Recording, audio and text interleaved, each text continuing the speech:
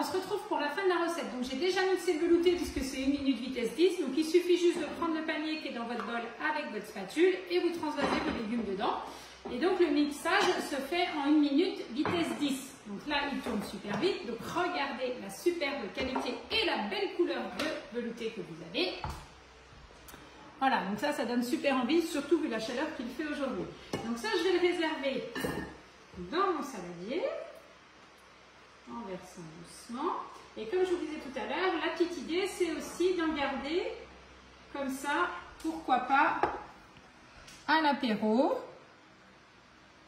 en guise de petite verrine. Et donc là, dans cette recette, j'en garde un fond dans mon bol. Donc ça, c'est précisé également dans la recette. Hop, alors je reviens en arrière. Donc transvaser le reste dans un récipient réservé. Voilà. On va ajouter 50 g de crème fraîche.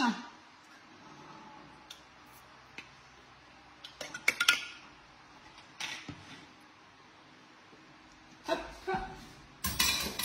Ensuite, on ajoute du sel et du poivre. Alors on va remettre un tout petit peu de poivre parce que je pense que ma marinade était déjà très épicée. Et on va également ajouter un petit peu de curry. Donc ça va redonner un petit peu de goût à notre sauce. Et ensuite, on va juste mélanger cette sauce pendant 2 minutes, vitesse 2. Voilà. Donc du coup, on va avoir nos légumes, notre viande, notre sauce et notre velouté qui sont prêts. Et là, vous allez voir les petits légumes qui sont juste en dessous. Donc on pose toujours le couvercle du Varoma qui sert de récipient en dessous.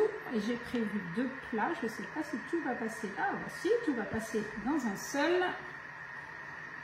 Là, vous avez quand même un beau volume. Des fois, on entend ça. Le Thermomix, c'est fait pour les petites familles. Mais non, on peut aussi faire beaucoup de recettes. Là, il fallait 500 g de poulet. J'en avais que 400.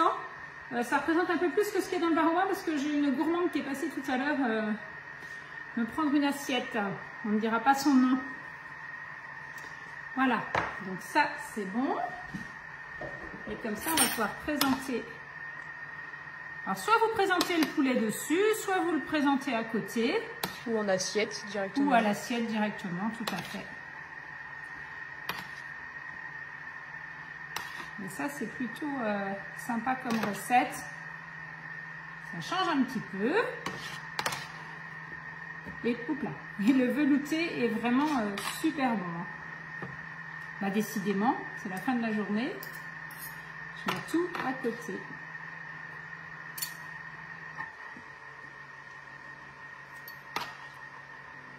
Voilà.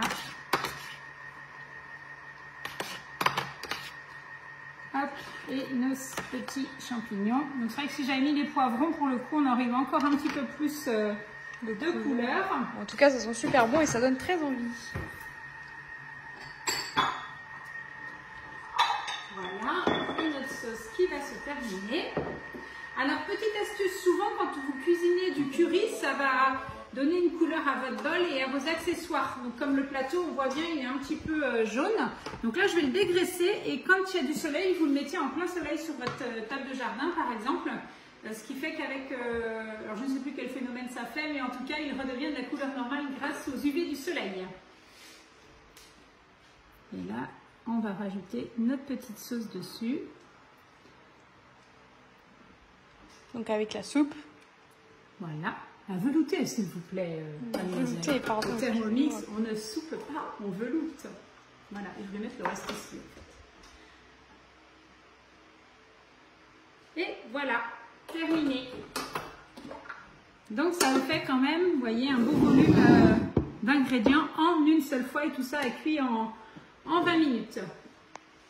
Donc voilà, j'espère que la recette vous a plu. Si vous avez des petites questions, vous m'envoyez un message, vous m'appelez, il n'y a pas de souci, je suis là pour y répondre. Et je vous souhaite à nouveau une bonne soirée à tous. Allez, bye bye tout le monde!